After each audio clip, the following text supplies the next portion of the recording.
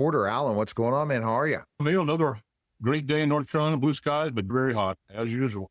Very hot. Now, what do you think? Tar Heels are going to be great with good old Bill Belichick? We'll see. I'm more concerned about Nebraska. Oh, you're a Nebraska fan too, but we'll see what happens. All right, our topic today is money mindset makeover, transforming how you think about debt and wealth.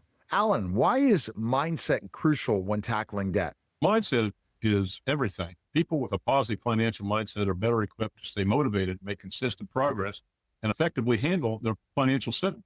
And mindset goes with anything you do, Neil. You've got to have a positive mindset or it will never negatively affect your life and your family life and everything else. What's a common negative mindset people have around money, and how can it be shifted? Common mindset is viewing debt repayment as deprivation. This can shift by reframing repayment as a rewarding investment in future financial freedom rather than a sacrifice. Absolutely. And people need to frame their thinking of that. How does fear or anxiety around money negatively impact financial decisions? One thing, fear leads to avoidance, causing individuals to delay necessary financial actions like budgeting, investing, or managing debt. It always worsens their financial situation over time. Because they wait to invest. They wait to take sometimes certain risks. They wait to start.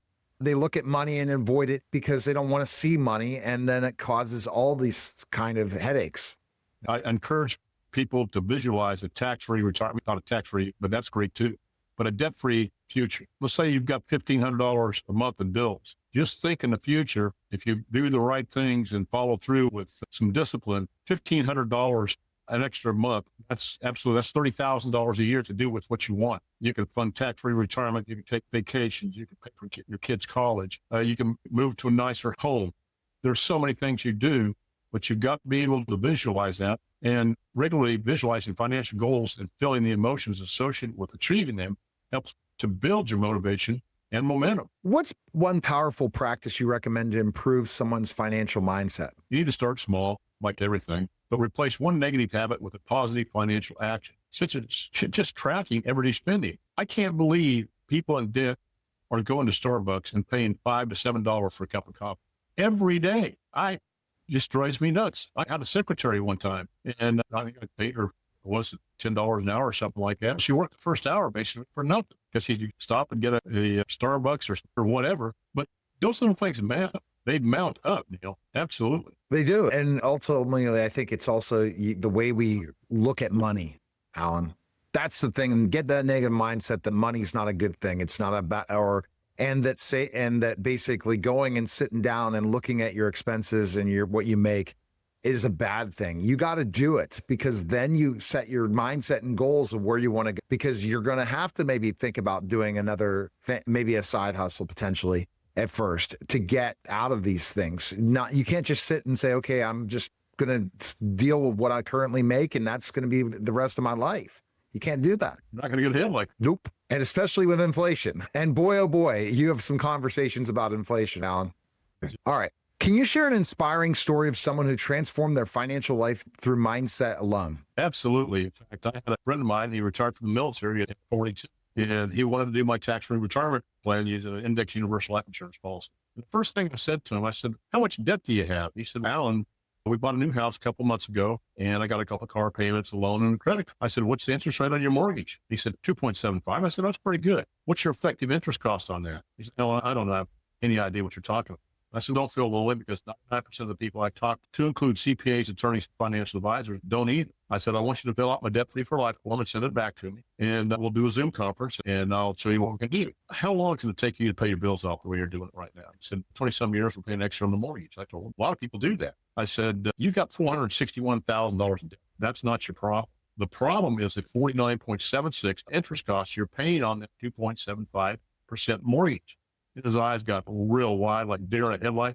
He said, how the hell is that possible? I said, because it's not going to get down to the 2.75 until the last couple of months of the mortgage. I said, you got a credit card here that's over 90% effective interest cost. And most credit cards aren't. People don't know that. But even though he had great credit, his effective interest cost was over 46%. So I asked him, I said, financial vehicle are you investing in that will give you a 46% return on your money?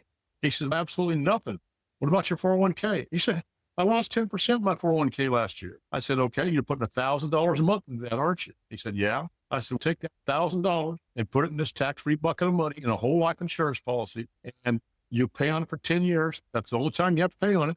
Pay for 10 years. And it's at the end of 10 years, we will have saved you $73,000 in interest. We paid it off 14.17 years fast. There's $130,000 in a tax-free bucket of money that you become your own bank, borrow from yourself, compound interest for yourself instead of financial institutions, and eliminate the effective interest costs you pay on the money you borrow. So you'll never have to go to the bank, pay for a car. I've been doing this for over 15 years now, college education for your kids or anything else. And the death benefit at that time is $400,000 to protect you and your family.